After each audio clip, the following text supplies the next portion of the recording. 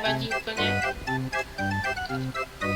Haha, čum na mě, jak jsem dobrá, ne? Ty vole.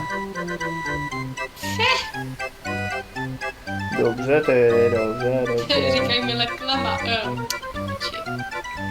Lekramář. Nevadí, že jsme to nechali bednu, já to sama nedám. Sorry jako. Pohodě.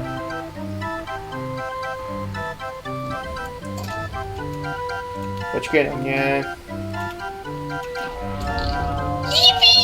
Ahoj, prosím tě, a nešla spát. Už na nějak je unavená. Je tak.